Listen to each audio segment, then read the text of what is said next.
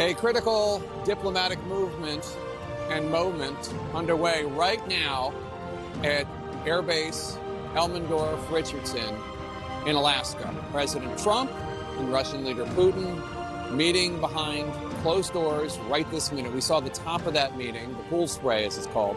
What had been on one-on-one is now a three-on-three with top diplomatic aides now joining each of the two leaders.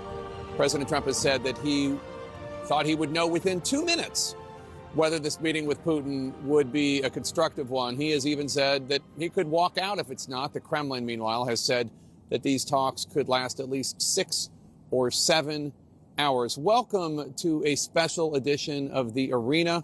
I'm Jake Tapper in Anchorage, Alaska, in for Casey Hunt. Let's get back to CNN anchor and chief White House correspondent Caitlin Collins, who is at Joint Base Elmendorf-Richardson, where the two leaders are meeting with their teams. Caitlin, where exactly are Trump and Putin right now on that airbase? You know, Jake, what's fascinating, this is obviously a massive military base here, military installation here. And as we came in this morning, we were, shuttled in on buses. But where we're staying is actually quite a small area. There's a press area. This is the room where the press conference is slated to happen later. And just about 100 yards away from me is actually where Trump and Putin are meeting behind closed doors with their respective teams. We're all in the same building right now. They're just down the hallway where that spray was that you saw, where they had the Marco Rubio, Steve Witkoff, and then the Russian delegation seated around Putin as well inside that room. So they're not far from us. And basically everyone is kind of now waiting and watching to see what happens and how long this meeting goes on. Is it as long as the Russians were saying earlier? It's not totally clear. Obviously, Putin can be quite long-winded. And so watching this meeting play out, and then they'll break that out into a larger meeting with the delegations and a lunch. And so watching all of that happen is really what's critical here as we're watching this play out from the president himself, as you heard from him inside that spray. I want to read for you, Jake, because it was hard to hear as we were watching that spray play out. But we have a report from the reporter who was in the room who talks about, the questions they shouted at President Putin, basically saying that they asked if he would agree to a ceasefire, if he would agree to stop killing civilians, and how he could be trusted. Those are the shouted questions that were being said there.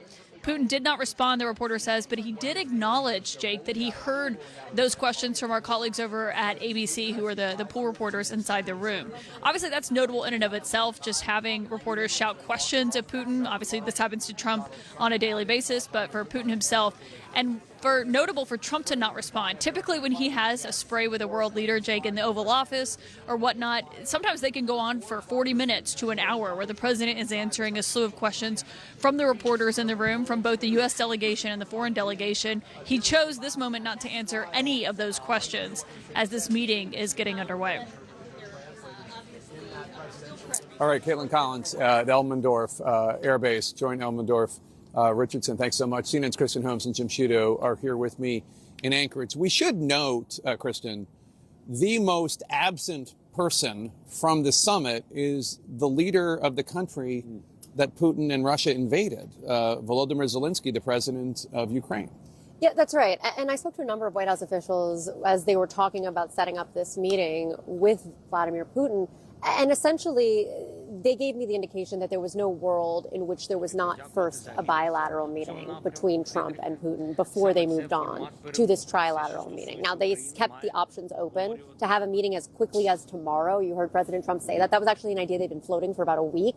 I had heard about that a week prior, that they thought if it goes really well, can we get Zelensky in here and have this next meeting?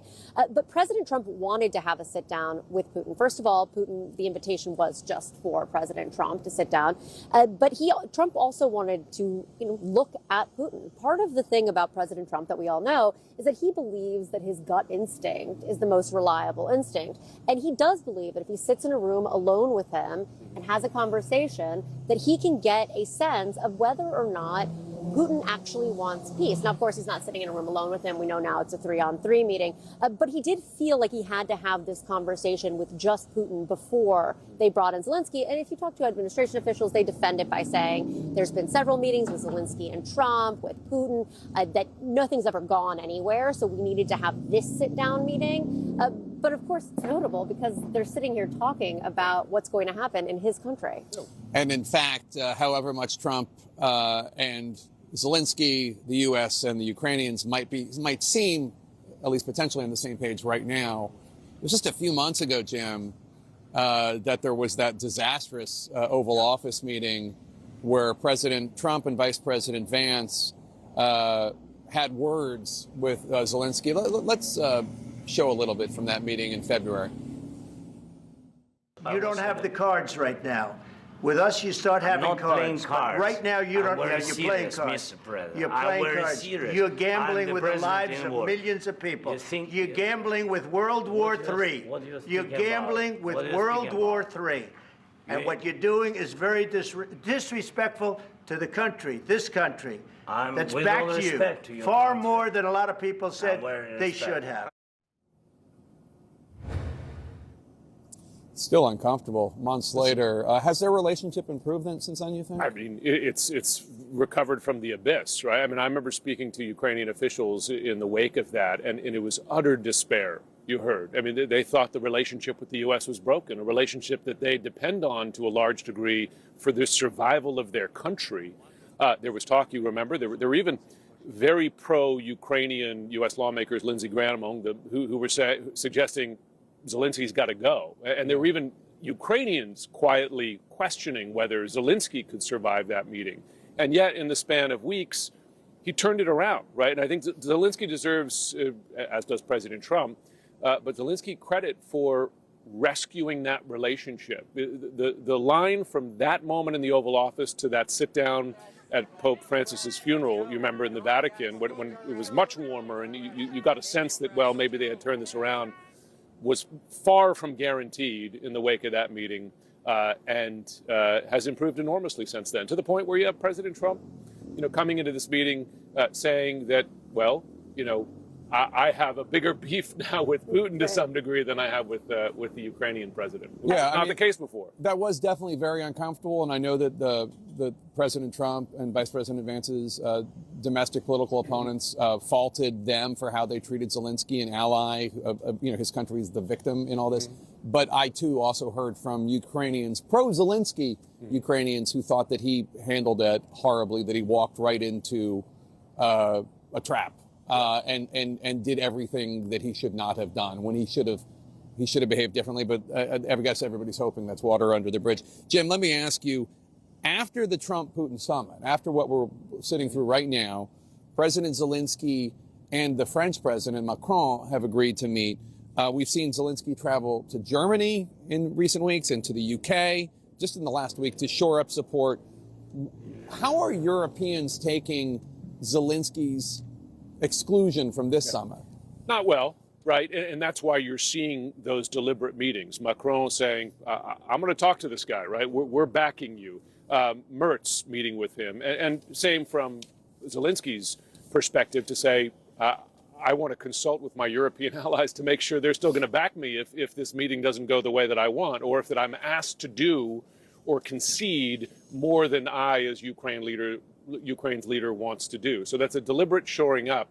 I will say I reached out to both a senior Ukrainian official and senior European official just in the last hour for their reaction to this no longer being a one-on-one Trump-Putin meeting, but having other of Trump's advisors in there, and including Marco Rubio, something of a Russia hawk. Yeah. Both of them said they welcome it, and one of them said, in particular, he's happy that Marco Rubio is there because they feel that Rubio more reliably will represent Ukraine's and Europe's interests in that meeting than might have been the case had Trump been alone.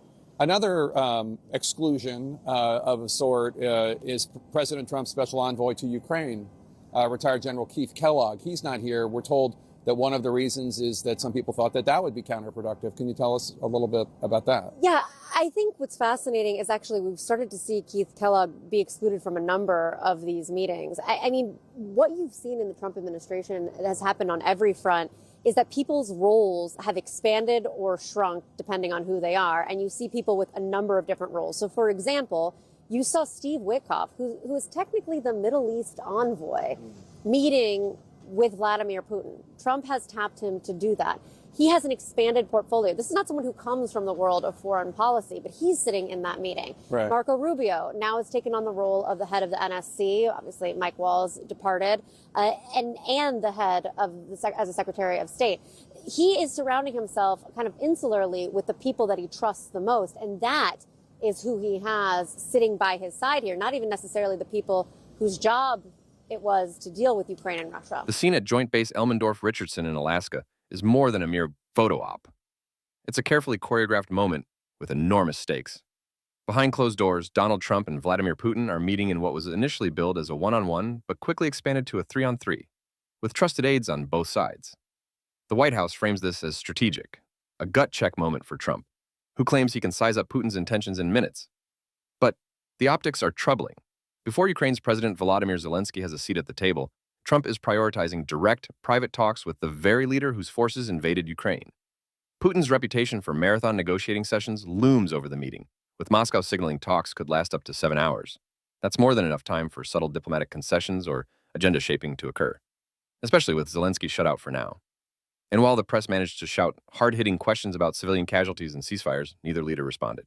For Putin, silence is standard. For Trump, it's uncharacteristic, especially given his history of engaging reporters during bilateral sprays. The deliberate exclusion of Ukraine's leader from the initial meeting sends a signal, intentional or not, that Washington is willing to discuss Ukraine's future without Ukraine in the room.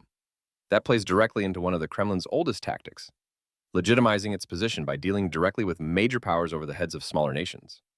For European allies like Macron and Scholz, who have recently made high-profile shows of support for Zelensky, the optics are awkward and potentially destabilizing. Adding to the intrigue is Trump's inner circle at the table. Figures like Marco Rubio, traditionally a Russia hawk, might reassure some Ukrainian and European officials, but the absence of seasoned envoys like retired General Keith Kellogg suggests that loyalty to Trump personally now outweighs institutional expertise. This is a hallmark of Trump's foreign policy style. Surround himself with trusted insiders, even if they lack formal diplomatic portfolios, and bypass traditional foreign policy channels. In short, what's unfolding in Alaska is not just a meeting. It's a test of Trump's instincts, Putin's patience, and the West's willingness to let the U.S.-Russia relationship take precedence over Ukraine's direct voice in its own future. For Putin, simply sharing a stage with Trump on equal terms is already a propaganda victory. For Trump, the risk is that trusting his gut could lead to an agreement that pleases the Kremlin but leaves Kyiv and key U.S. allies feeling sidelined, or worse, betrayed.